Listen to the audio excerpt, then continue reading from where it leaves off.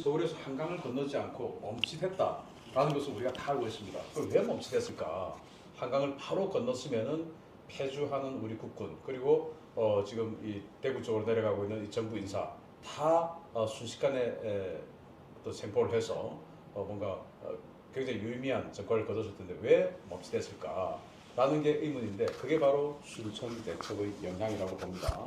왜냐하면 이 춘천 대첩을 주도했던 우리 국군 육사단, 육사단 사단장이 좀 뭔가 이상하다라는 것들을 미리 캐치를 하고 다른 군부대가 대부분 주말을 맞아서 외출, 외박, 휴가를 가는 상황에서 육사단만은 그걸 뭔가 좀 홀딩을 했어요.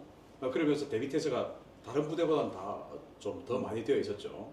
이런 상황에서 북한군이 전면 낭침을 했고 사단장은 마음의 준비를 하고 있는 상황에서 대응을 바로 할 수가 있었고 그래서 춘천, 지금이야 춘천 그러면은 휴전선에서 굉장히 남쪽에 있어서 뭐 전방인가 라고 생각될 수 있지만 당시에는 38선 바로 앞이었어요.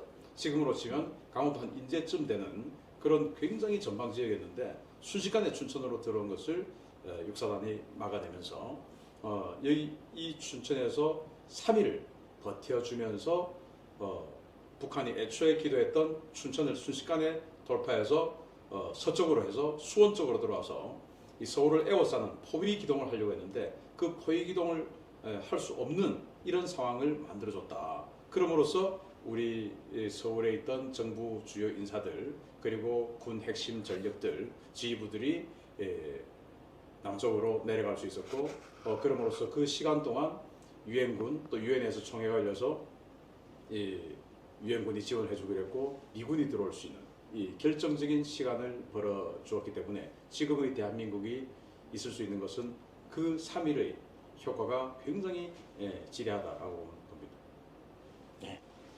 네, 요즘 우리가 민관군 합동전투, 합동작전 이런 말들을 많이 하는데 사실 그때는 국가가 성립된 지 얼마 안 됐을 때고 그러다 보니까 민관군 합동 뭐 이런 것들에 대한 개념이 사실 조금 지금과는 많이 적을 때였어요. 그리고 전쟁 초기였기 때문에 정부에서 민관군이 같이 합동해서 합심으로 적을 물리쳐야 된다라는 이런 정부의 의지가 전달되는 절대적 시간이 굉장히 적을 수밖에 없는 상황이었는데 정말 없는 전력으로 군이 용전분투하고 자신을 희생해가면서 적의 탱크에 돌진하고 하는 이런 모습을 시민들에게 보여줌으로써 시민들도 그러면 우리 고장을 우리 스스로 지키자라고 해서 시민들이 가세를 했어요.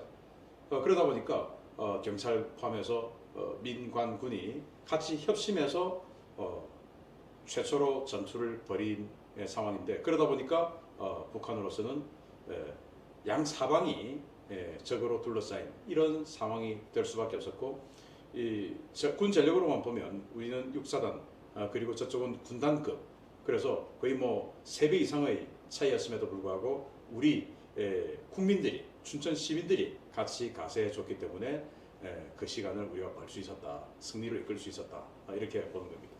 그 한산대첩에서 이 외군의 전선을 뭐 수백 척 부수고 이런 전과가 있었는데 사실 이 춘천 대첩은 그 정도로 북한군에게 어떤 그 병력적인 장비적인 데미지를 준 건 아니에요. 그러나 행주 대첩, 한산 대첩 이상의 어쩌면 그 이상의 성과를 거뒀다라고 할 수 있기 때문에 그것은 바로 대한민국을 구했다. 북한군을 3만 명, 5만 명 섬멸하고 뭐 그런 전투는 아니지만 그 3일의 시간을 벌어줌으로써 우리가 역사 속에 기억하고 있는 다른 대첩들 또는 그 이상의 효과를 거둘 수 있었기 때문에 우리가 춘천 대첩이다라고 평가할 수 있는 겁니다. 네, 이 춘천 대첩을 통해서 3일의 시간을 벌어서 우리 정부가 소멸되지 않는 시간을 벌어줬어요. 그 연장선상에 지금 우리가 있는 것이고 현재 이 번영된 정말 세계에서 손꼽히는 이런 대한민국을 발전시킬 수 있는 그런 계기가 된 전투가 바로 춘천 대첩이다 이렇게 볼 수 있습니다. 왜냐하면 우리는 아직 휴전선이 있고 아직 전쟁 중이라는 걸 아무도 모르고 있어요. 그래서 이 부분에 대한 경각심을 줄 수 있는 메시지를 좀 주시면 좋겠습니다. 네, 지금 전 세계에서는 두 군데에서 큰 전쟁이 벌어지고 있어요. 우크라이나 전쟁이 2년을 넘어서 3년을 향해 가고 있고요. 또 이스라엘의 가자지구 전쟁이 1년을 지금 이어오고 있습니다. 그런데 그 이스라엘 가자지구 전쟁 그리고 우크라이나를 압박했던 러시아의 공격 의도 이런 것들이 결코 지금 북한이 우리에게 하는 위협보다 크지는 않았어요. 가자지구의 팔레스타인인들이 이스라엘인들을 향해서 핵으로 소멸시켜버리겠다. 이런 말 한 적 없어요. 러시아의 푸틴이 우크라이나 국민들을 향해서 핵으로 소멸시켜버리겠다. 이런 말 한 적이 없어요. 전쟁을 하는 그 순간까지도 전쟁을 안 한다라고 해왔던 러시아였어요. 그런데 우리는 지금 이 순간에도 뉴스만 틀면 북한이 우리에게 험한 또 소멸시켜버리겠다. 공격해야겠다. 또 지금도 오물풍선을 날려보내고 하는 이런 공격 행위를 하고 있어요. 그래서 지금 이 순간이 결코 전쟁은 끝난 것은 아니다. 라고 우리 국민들 모두가 생각해야 되고 어쩌면 가자지구 전쟁이나 우크라이나 전쟁보다 더 큰 참화가 우리에게 올 수도 있습니다.